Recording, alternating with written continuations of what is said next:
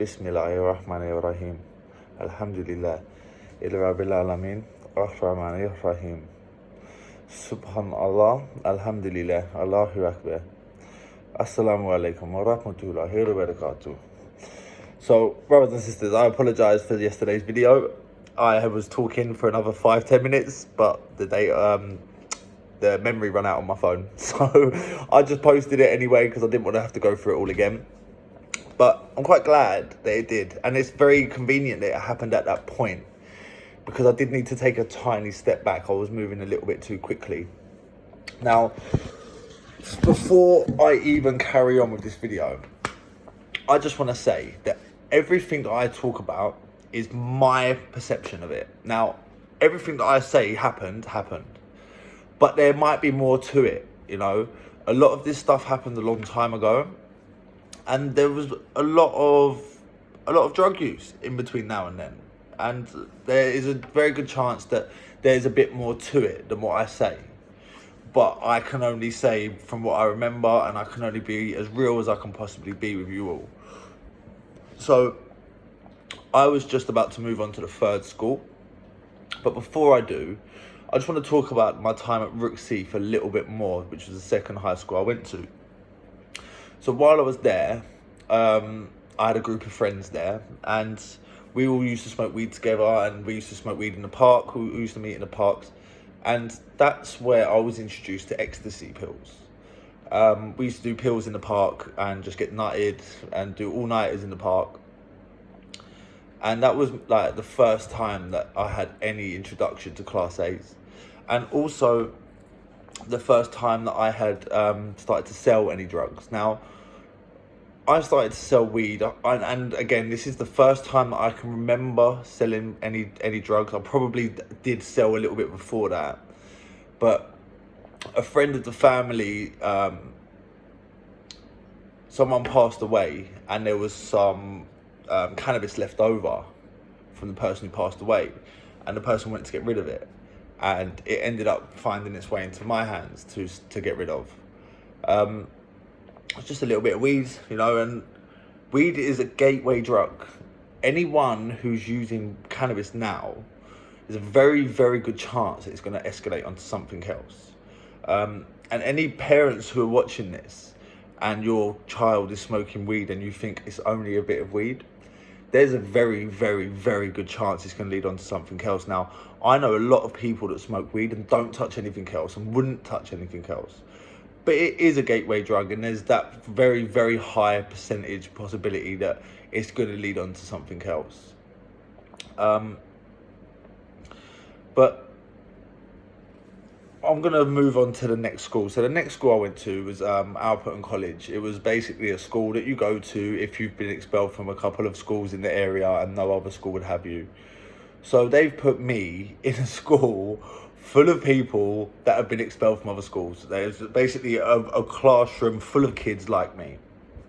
And I started quite late into the year, and everyone sort of knew each other. And I remember my first day in there, and I think I only lasted a week in there before I was expelled from there. Everyone had their back up as soon as I walked in. Everyone wanted to try and test me. And there was one kid in there, and I'll never forget him. I'm not going to mention no names, but when people was trying to come at me, he just gave me this look, right, that said, "Don't worry, whatever you do, I am here." I can't explain it. And I remember this big fat kid was testing me. He was testing me to see how far he could push me. And I just picked the 30 centimetre ruler up and just hit him around the head with it, right around the cheeks. And he was a bully, and I don't regret that at all. If I could go back, I'd do it again. I hate bullies, even though at times I probably have been one myself. And I remember doing that, and he looked at me he gave me the look before to sort of say, "If you do this, you're safe. Don't worry." And he was a very quiet kid, but you could just tell there was something different about him. And after that happened, it was Alperton by a pub. I'm pretty sure it's called the Pack Boat or the Packet Boat, and there's a little bridge. And like as soon as it happened, like obviously everyone, "Ugh." I've got up, teachers, oh, you get out. He's got up and said something, and he's come out with me, and we've gone down under the bridge. We're sitting there smoking a spliff, and he was just like, yeah, look, like I come here once a week. Like he very rarely went, and he was like, it just so happens that you're here on the day that I'm here, and we become like sort of, I wouldn't say close friends, but we associated with each other for a little while. And that was the end of my education. That was the end of my education. I would say in my high school years, I've probably done a solid 18 months of education. So what else is anyone going to do in that position? What do you do at that age when no other school's going to now accept you? So what I had to do is I had to go and work with, let's just say, a family member, yeah? That was the only choice that I had. And at the end of each day at work, there was the option to walk home or go to the pub and get a lift home after the pub, because you couldn't possibly be dropped home on the way to the pub because it was 10 minutes out of the way. It's 10 minutes of drinking time that wouldn't have been had.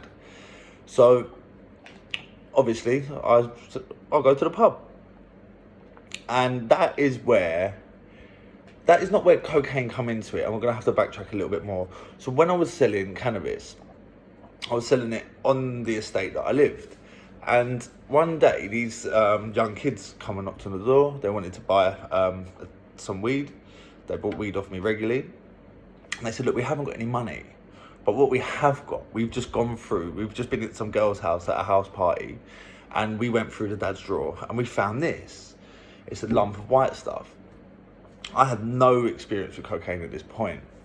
And I rung up my friend, who I'd known for a long time, who I had done a few dodgy things with in the past. And again, I'm going to have to backtrack, and I do apologise because things will come to me as I'm talking. So this friend, me and him used to do some scams. He was a genius in a way. He would find a way to make money no matter what he done.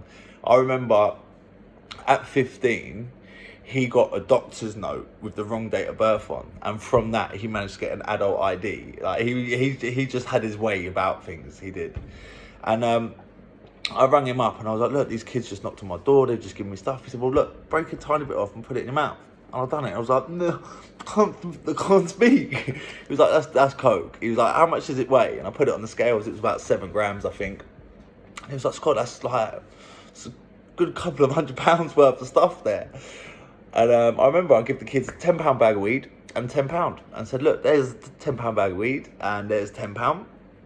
And go and buy yourself some Rizzler and some fags. And they was over the moon, ran down the street with their £10 and their 10 bag of weed.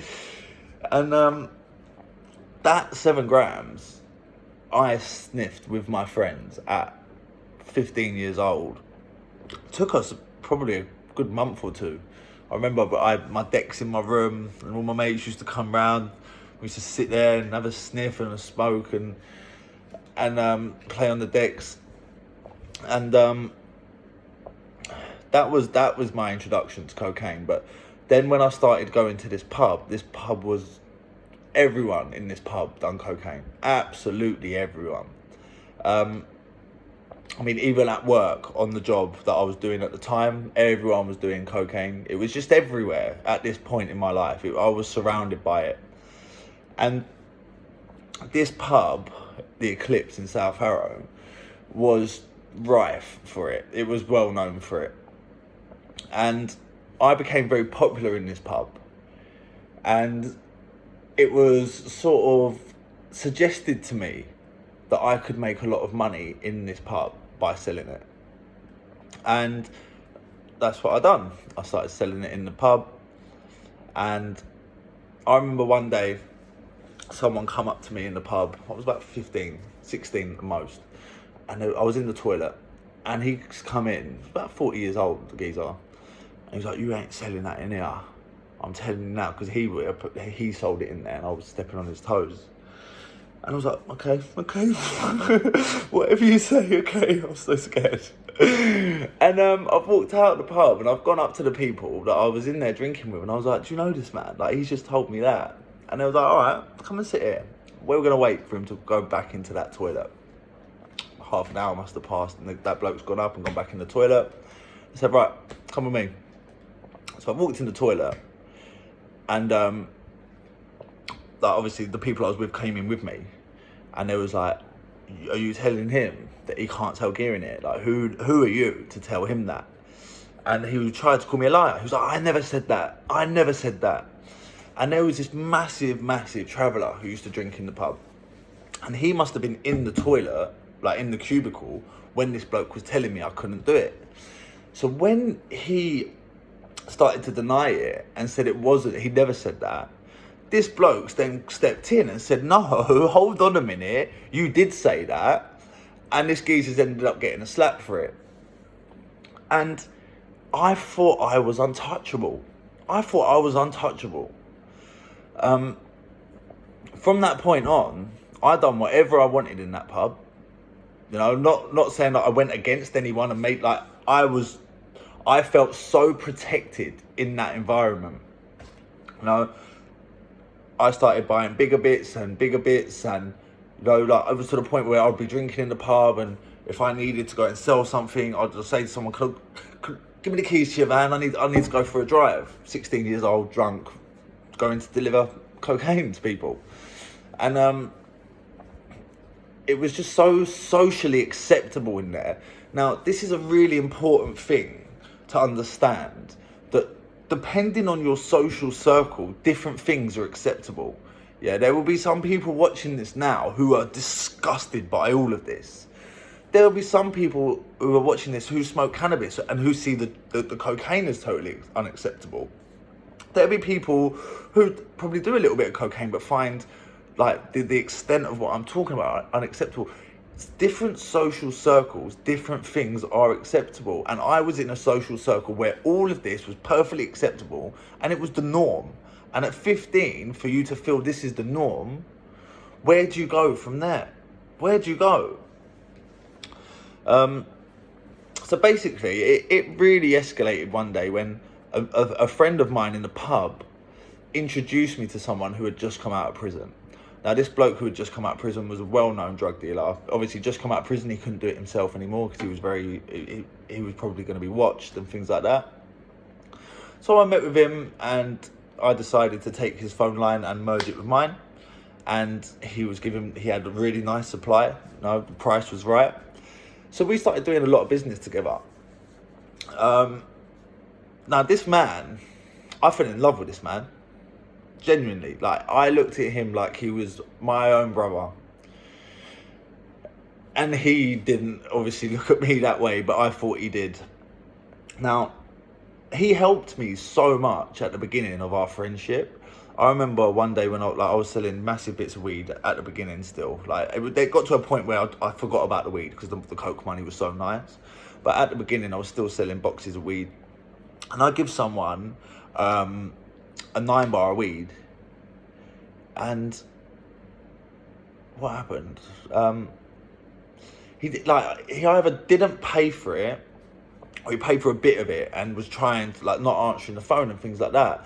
Now, this guy who I was doing the coke business with, he wasn't involved in the weed business, and he wanted his money. And I said to him, look, I've used your money for this, and this guy ain't paid me. Like, so he said, right, I'm going to come pick you up. Do you know where he lives? I said, yeah. So we've driven to the house. He's knocked on the door, and the guy weren't in, but the bloke's wife was. And he just said to the bloke's wife, very casually, like, I am going to come in this house unless he calls and makes his payment really, really quickly. And to my amazement, within an hour, the guy was on the phone, money was dropped off. And I was like, wow, like, I couldn't believe it. I was ready to write the money off. You know, I sold drugs, but I was never a gangster. I never wanted to be that. I wanted to make money. Now, when you're involved in drugs, there's a few different types of drug dealers out there. There's ones who are really clever, who keep their nut down, like, and you don't even know they're doing it. High viol, driving a van, yeah, like undercover. Then there's the one who wants to play gangster and wants to hurt people. And then there's the silly ones. And I would put myself in the bracket of a silly one, yeah. I remember walking into pubs thinking I was the man, pulling out wads of cash, counting it on the pool table for everyone to see. I was an idiot with it. And he was a nasty bloke, and he knew some nasty people, the guy that I was working with. And because of that, again, it gave me that confidence to think I can do whatever I want, not because I'm hard or I'm bad or people are scared of me, but I'm linked with these sort of people. And people knew that. And even people from my past, like, who probably didn't have respect for me, they respected me enough not to do nothing, you know? And I worked with him for quite a while. And we, like I said, like, we were so close. We were so close. And our relationship ended when we done a grow of cannabis together. And where we was doing the grow was above a shop. And the guy who run the vents for the grow room ended up, he run the tubing for the ducting so that the smell would go out. And it ended up getting caught into the ducting and blowing into the shop underneath. And the shopkeeper owned the flat. So one day he knocked on the door and he was like, look, I know what you're doing. I'm going to give you 24 hours to get it out. Like, he done the right, like, he didn't want the grief. So he said, look, I'm going to give you 24 hours to get it out. So I remember we packed it all up. It weren't ready to be cut down or nothing. We cut it all down. We put it into the boot of his car. And he said, you're driving that. And I had to drive that car to somewhere else. And he drove it in my car behind me. And he was a genuine guy to a point. Like, if police had come behind me, he would have crashed into them or made a scene or made it. But, like, he had not long come out of prison as well. So his goal was to not go back. And he didn't care who he sacrificed. But at the same time, I believe if it had come on top, he would have done something crazy to help me get away. Which is why I was quite happy to do it. Because had it been the other way around and I was in the car following and it come on top, you know, with the best of intentions, I wouldn't have been able to do it the way that he would have. Because he just didn't give a crap about anyone or anything. And ended up taking it to my flat in Rickmansworth to let it all dry out. And as it's drying out, we're getting people knocking on the door, just saying, can I buy some weed? It's like, what are you talking about, mate? It's like, mate, we can smell it from down the road. So at that point, we was like, we've got to get it out. So we bagged it up, sealed it all up way before it was ready. And we've tried to sell it soaking wet, didn't really work. And then it all started to go mouldy and we lost the whole lot. And he didn't want to lose the money that he invested, even though we'd both invested money in it. So he said, you owe me, I think, 25, 30 grand. That's the debt he stuck on me for that.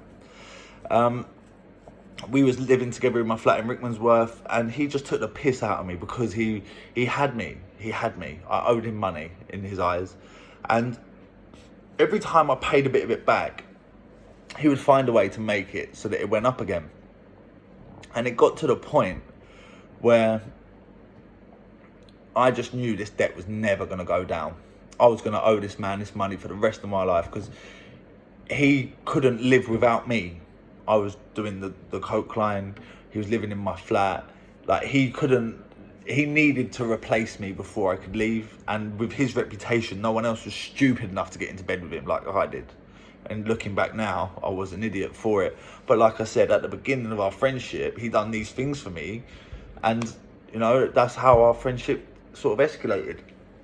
And it got to the point where I remember one day I was at a family barbecue and he rang me up and he was like, you need to come now. You need to pick this box up and you need to go and take it somewhere. And I was like, I'm at a family barbecue. And I had kids at this point. I was like, I'm at a family barbecue. Like, I'm not just dropping everything and going there now because you're telling me to. And threats were made, and I thought, you know what? The only way I'm going to get away from this is if I just get on a plane and go. So I got on a plane and I went to Tenerife, and I thought, I'm staying out there until this all blows over. Now, when I was out there, he started going to my mum's house, going to my dad's house. He was driving around pubs, chasing down my friends. I left my phone line with someone because they was going to run my phone, and ended up chasing them down as well. And it didn't end very well with that particular guy. After a bit of time, I mean, I was out in Tenerife. I got my head kicked in Tenerife. I was out there. You know, I had come from England where I was so protected, so confident, so felt I was so safe. And I took that mind frame into Tenerife when I was on my own, and ended up getting into an altercation with someone. They waited for me to walk home from the pub I was working at the time. At this time, I was probably about 23, 24. And yeah, they waited for me, and I was walking home, and they literally gave me the kicking of my life. And I remember getting on the plane, and I had glasses on because my eyes were out here. And when I got to the passport thing, they said, take your glasses off. So I took my glasses off, and they was like, what? Like, you can't even get on a plane like that. You know, like, because of the swelling, they was like, you cannot fly like that. And I was like, I have to. I've got nothing out here. Look, this has happened here. You cannot make me stay here. I'm here on my own. I need to go back. And I remember there was this girl. I didn't even know her. I met her, I think, once or twice throughout the holiday. But we just so happened to be on the same plane back. She was like, look, I will sit with him. I'll make sure he stays away. Like, we managed to convince them that I was well enough to fly. And I can't remember this girl's name. I can't even really remember what she looks like. All I remember is sitting on that plane with her, with my head on her shoulder like that, and her hand on my face. That's the only thing I remember, and I felt so happy to be going home. I went home. I went to my sister's home. She was living in South Oxy with her then boyfriend, and it was her then boyfriend who took my phone to run while I was in Tenerife, and he got run down for it. And he made me feel so shit in that house. Like, I was depressed. Like, I couldn't even leave. Like, I've been depressed a few times in my life, and you're going to realise that. And it's all been through drugs and crime, yeah? And he made me feel so shit because I couldn't benefit him anymore. You know, he'd taken everything he could take off me, and now I was sitting in his house taking up room. And he made me feel like that. And I stayed there for a little while until I sort of got myself back on my feet. But I'm going to stop it there because I need to process this as I go. Like, I know that there's parts of my life that I haven't spoken about, and I'm at this point now where I'm 24, 25, something like that. And there's a lot of stuff that's happened up to there, and I haven't quite covered it. Like, I haven't covered relationships and things like that. So what I'm going to do, when I get to a certain point, I'm going to cover all relationships in one go, and all of this in one go. Yeah, I'll do a separate video for each, for topics, as well as going through the time frames. Yeah, so I can sort of cover everything, but it's not all going to be covered in sequence, if you understand what I'm saying. I hope you do. So yeah, I'm going to leave this one here for now. And again, I just want to reiterate what I said at the beginning. Like, this is my view. This is what I remember of it. And I'm not making none of this up. And there's probably a lot more to it that I, one, can't remember. Maybe two, I don't know about it. I wasn't even aware of it at the time. But I mean, look, it's getting into it now, you know. There's a lot more to come. A lot more to come. You know, that wasn't the end of me selling drugs. You know, I did start again. And the next time, I said, I'm doing it for myself. And I've done it for myself. And I've done it on a lot bigger scale. And it got a lot bigger. And I ended up getting into bed with some nasty people again. You know, it's a nasty, nasty world to live in. And it's a lonely world. I mean, up until that point, I was working with someone, and it was fun. It was exciting. We used to go out together, drinking together. But after this experience, it was even more lonely, because even though I had someone at that point, I was still driving around 90% of the time on my own. You know, when you're selling drugs, you spend a lot of time driving around on your own. and it's a lonely place to be. Any questions, leave them in the comments, and I'll try to go through them and answer them before I do the next one. Again, I'm not telling this story to try and glorify anything. My purpose in telling this story is that if any kid is sitting there in this situation now where they're working for someone and they can't see a way out, there is a way out. It will get a lot worse before it gets better. But if you don't get away, if you don't try and make that break now, it will get worse and worse and worse. Whereas if you try and get away, you do something to get away, then it can get better. It will get worse before it gets better. And if you're watching this and you're in that situation and you don't know how to get away from it, DM me, go to my Instagram, message me. I will help you.